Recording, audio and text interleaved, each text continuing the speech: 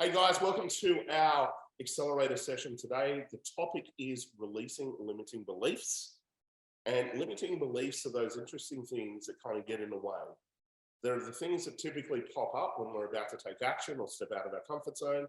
You may notice that little voice, that self-talk that pops in, and maybe there is a limitation of some sort. There's a negation of some sort.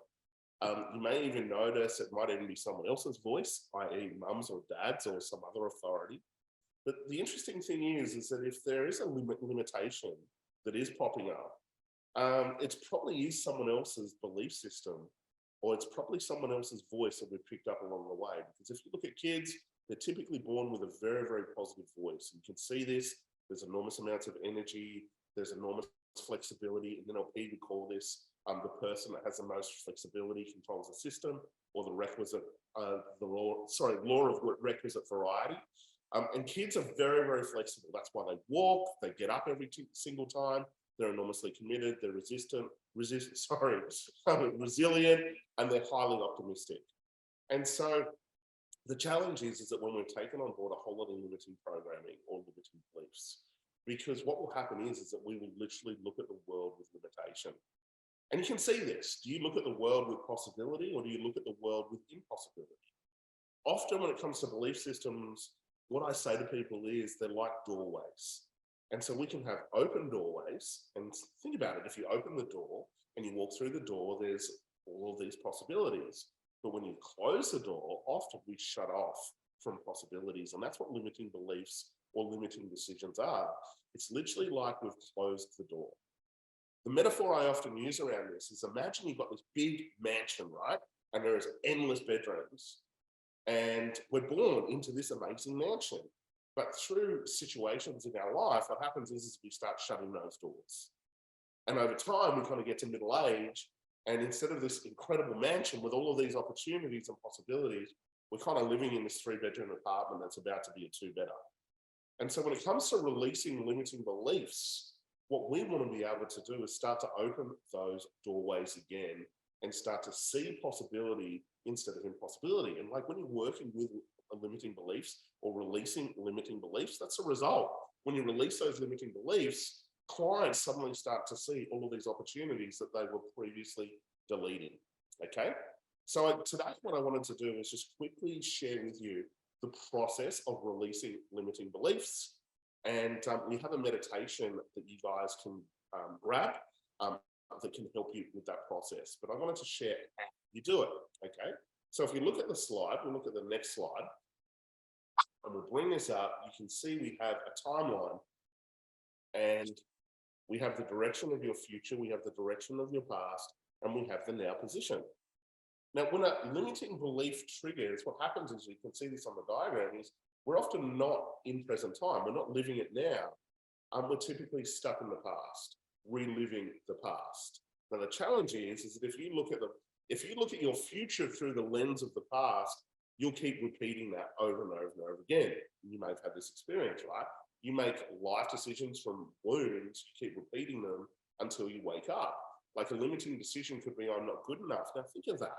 A limiting decision that I'm not good enough. Now, no matter what happens, you can see all the reasons why you're not good enough.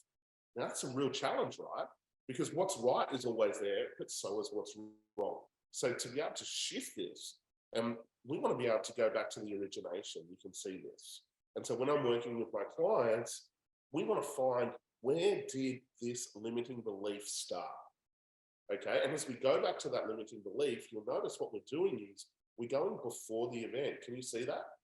We're going before the event. We want to discover, who were you before we took on board this limiting belief? And also what I like to look at is who was involved as well. Was there a wounded leader involved to take on their limiting beliefs?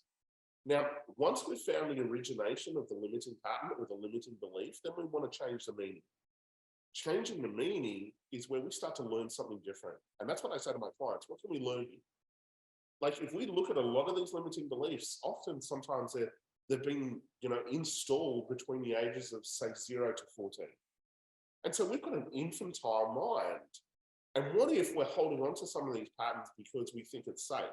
I.e., if mum's got or dad's got a pattern of fear or whatever it is, we might take that fear on board because it's the only way to connect with them. And that's where we have like that toxic relationship where we've got the wound in common, and we won't let go of that wound because we're like, well, if I let go of this wound, I have to let go of mum or dad or whatever it is.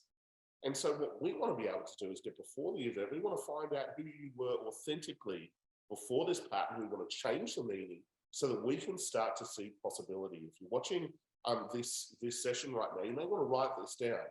All change is a change in meaning. And the meaning that we want to change, or the transition that we want to do, is we want to move from being at the effect.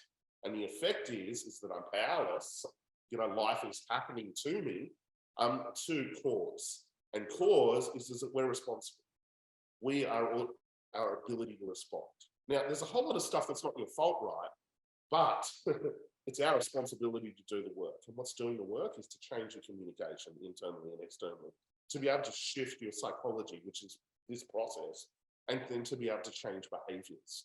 This is where we literally start to use crises to be able to take ourselves to the next level. So in terms of the releasing limiting beliefs, you can see what we do. We want to discover the limiting belief. We want to get back to the origination of the limiting belief. We want to move before the event. You can see that. Who were we before? And then we want to change the meaning. Then once we've done that, we want to come straight back to now. As we come straight back to now, what's going to happen is you're going to look at the style, or you're going to look at the daisy chain of all of these events, and now you're going to start to see possibility instead of impossibility. So this is a really, really quick way to release limiting beliefs. And I have a meditation, guys. It's called the Belief Buster process, or the Belief Buster program, I should say. And if you want a copy of this, please reach out, support at yourfutureevents.com.au, or my assistant Kim can send you a copy of this meditation, and that meditation just takes you through that process. And so all that you need to do is identify what is a limiting belief, get really specific on that limiting belief, and then use that meditation, and then watch the results. It's pretty incredible. So that's my mini accelerator for you today, guys. I hope that you enjoyed this. As I said, if you want a copy of that meditation, please reach out, support at yourfutureevents.com.au, or message Kim, my assistant. And I'll see you next time for the mini accelerator.